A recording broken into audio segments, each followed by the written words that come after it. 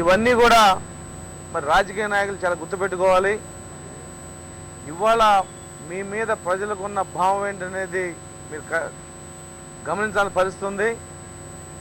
మీరు ఉద్రిక్తగా ప్రజల మీద కానీ ఉద్యోగుల మీద కానీ వస్తే మేము కూడా ఊరుకోమన్న విషయాన్ని మీకు చాలా స్పష్టంగా చెప్తున్నాం. ఇవాళ రాష్ట్రంలో ప్రజలందరూ కూడా ఎంతో బాధతో మానసిక వేదనతో ఈ రాష్ట్రం విడిపోవడానికి మన రాజకీయ నాయకులు చేతగానితనం అని చెప్పి అనుకుంటున్న సందర్భంలో మీరు చేసే దాడుల మట్టికి మేము సహించం. ఇప్పటికైనా సరే ఏదైతే విజయనగరంలో జరిగిందో ఆ దాడులకి ఆ సంబంధిత రాజకీయ నాయకులందరూ కూడా ఖచ్చితంగా క్షమాపణ చెప్పాలి. రాజమండ్రిలో జరిగిన దానికి ఎంపీ హర్ష కుమార్ గారు క్షమాపణ చెప్పడం జరిగింది. అయినా కూడా బాధ్యతాయుతమైన పదవిలో ఉండి వాళ్ళ కుటుంబ సభ్యులతో ఇటువంటి రౌడీయిజం చేయించడం అనేది మంచి పద్ధతి కాదు. ఆ దాడి జరిగిన వాళ్ళకి వ్యక్తిగతం కూడా ఆయన పిలిచి క్షమాపణ చెప్పాల్సిన అవసరం ఉంది.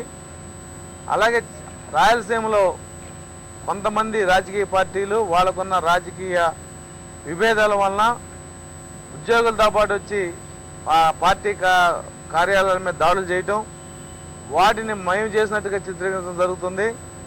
దయచేసి ఉద్యోగ నాయకులందరూ కూడా మేము ఉదయం కూడా చెప్పడం జరిగింది, ఇటువంటి దాడులు ఎక్కడో కూడా ఉద్యోగ సంఘ నాయకులు ఉండొద్దని చెప్పి చాలా స్పష్టంగా చెప్పాం. అయితే విజయవాడ అలాగే ఇంకా కొన్ని చోట్ల చదురుమరుగు సంఘటనలు అన్నిటికీ కూడా ఎక్కడైతే ఉద్యోగస్తులు ఉన్నారో వాళ్ళని తక్షణం ఆ కార్యక్రమాల నుంచి బయటకు రావాల్సిందిగా మేము కోరడం జరిగింది. బంద్ ప్రధానంగా మేము రహదారి దిగ్బంధం అలాగే కేంద్ర కార్యాలయాల దిగ్బంధం చేయమని చెప్పడం జరిగింది ప్రధానంగా. ఎందుకంటే రహదారుల నిర్బంధంలో మరి ఇతర రాష్ట్రాల నుంచి వచ్చే వాహనాలను ఆగిపోతాయి కాబట్టి ఇది ఒక మెసేజ్గా పోతుంది. అలాగే కేంద్ర ప్రభుత్వ కార్యాలయాలు మూసేస్తే కేంద్ర ప్రభుత్వానికి తెలుస్తుంది, మన ప్రజలను మనమే ఇబ్బంది పెట్టాల్సిన అవసరం లేదని చెప్పడం మేము స్పష్టంగా ఇవ్వడం జరిగింది. మరి నిన్న విశాఖపట్నంలో ఒక షిఫ్ట్ కార్మికులందరూ కూడా వైజాగ్ స్టీల్ ప్లాంట్లో సమ్మె చేయటం, వాళ్ళు కూడా నిన్న మా ఎన్జిఓ నాయకులతో మాట్లాడి వెంటనే అన్ని సంఘాలు కూర్చుని త్వరలో వాళ్ళు కూడా 48 గంటల ఎన్ని గంటలు అనేది అన్ని వ్యవస్థల్లో కూడా సమ్మె చేయడానికి వాళ్ళు సిద్ధంగా ఉన్నారు. ఏదైనప్పటికీ కూడా బంద్ ప్రశాంతంగా ఉన్నప్పటికీ రాజకీయ పార్టీలు మా బంద్ని ఆసరాగా తీసుకుని వాళ్ళ విభేదాలన్నీ కూడా ఇక్కడ బయటపరుచుకున్న విషయాన్ని మరి రాజకీయ పార్టీలు కూడా గమనించాలి. మేము ఉద్యోగ సంఘాలుగా గత 60 రోజులుగా సమ్మె చేస్తున్నప్పుడు కేంద్రం ఏదైతే క్యాబినెట్లో ఈ రాష్ట్ర విభజన ఆమోదించిందో దానికి మద్దతుగా ఈ రాజకీయ నాయకులు మాకు మద్దతు తెలపాల్సింది పోయి ఇటువంటి దాడులు చేయడం మట్టికి నీచ సంస్కృతికి నిరసన అని చెప్పి వాళ్ళు చాలా స్పష్టంగా చెప్తున్నాం. అధికార దాహంలో మీరు ఈ సమైక్యతకి ఏదైనా తూట్లు పొడిస్తే మట్టికి మేము చూస్తూ ఊరుకోమనేది మేము చాలా స్పష్టంగా చెప్తున్నాం. మాకు రాష్ట్ర సమైక్యత మించిన వేరే ఉద్దేశం మాకు లేదు. మీలాగా పదవులు లేదంటే ఇంకా ఏమైనా ఆశ మాకు లేదు. మేము చాలా నిస్వార్థంగా శాంతియుతంగా 60 రోజులుగా ఈ సమ్మె చేస్తుంటే కొంతమంది రాజకీయ నాయకులు కేంద్రంతో లాలూచి పడి రాష్ట్ర విభజన వ్యతిరేకిస్తాం, మీరు ఆమోదం తెలపండి క్యాబినెట్లో అని చెప్పిన వార్తలు ఏదో వచ్చిందో ఆ వార్త జరిగిన తర్వాత మాకైతే చాలా బాధగా ఉంది. తల్లి నమ్మే రాజకీయ నాయకులు మరి ఉండటం అనేది మేము చేసిన దురదృష్టంగా భావిస్తున్నాం.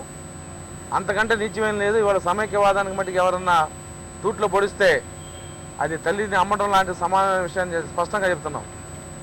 అయితే మేము ఇంతవరకు ఏ రాజకీయ పార్టీని కూడా ఉద్యమంలో రమ్మని కానీ ఉద్యమానికి మద్దతు ఇమ్మని కానీ ఇంతవరకు మేము ఎవరిని అడగలేదు. ఇటువంటి సంఘటన జరుగుతాయనే రాజకీయ పార్టీని దూరంగా పెట్టాం. వాళ్ళ పార్టీల ప్రాబల్యం పెంచుకోవడానికే మమ్మల్ని పావుగా వాడుకునే అవకాశం ఎక్కువ ఉంది కాబట్టి రాజకీయ పార్టీలు వాళ్ళని దూరంగా పెడతాం జరిగింది.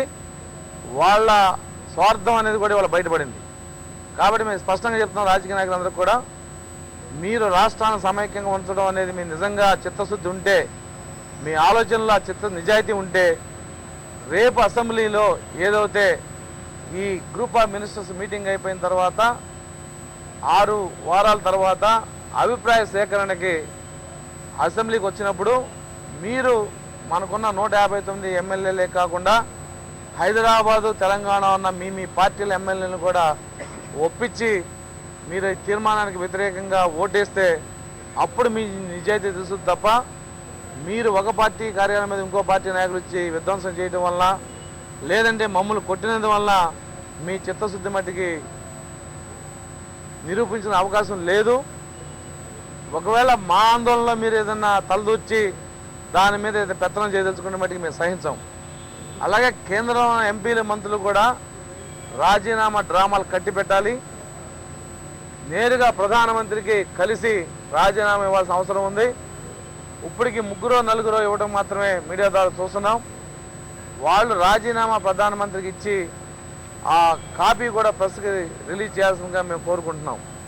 ఎందుకంటే మీరు జూలై 30న CWC నిర్ణయం తీసుకున్నప్పుడు మేము రాజీనామా చేయమంటే మేము ప్రభుత్వంలో ఉండి మేము ఎదుర్కొంటాం, మేము ఏదో చేస్తాం, ఆపుతాం అని చెప్పి మీరు చాలా ప్రగల్భాలు పలికారు. మీ ప్రగల్భాలన్నీ కూడా అబద్ధాలను తేలినాయి. కాబట్టి ఇప్పటికైనా చిత్తశుద్ధి ఉంటే మీ రాజీనామాలు ఇచ్చి మరి ప్రధానమంత్రి దగ్గర చెప్పి దాన్ని ఒప్పించుకోవాల్సిన బాధ్యత చాలా ఉంది. అప్పుడు మాత్రమే మీరు నిజంగా ఏదన్నా ఈ సమయ కేంద్రాలకు పాటుపడుతున్నారన్న అనే విషయాన్ని మేము ఆలోచించే అవకాశం ఉంది. అలా కాకుండా ఏదో 4 రోజులు ప్రజలు ఆవేశంగా ఉంటారు, తర్వాత మర్చిపోతారు అనే విషయం మటుకు మీరు పొరపాటును కూడా ఆలోచించొద్దు. అయితే కొంతమంది ఎంపీలు చెప్తున్నారు మేము ఏమైనా కూడా రాజీనామా చేయమని. మీరు ఏమీ కారు, మీ రాజకీయ జీవితానికి సమాధి మట్టుగా వస్తుంది.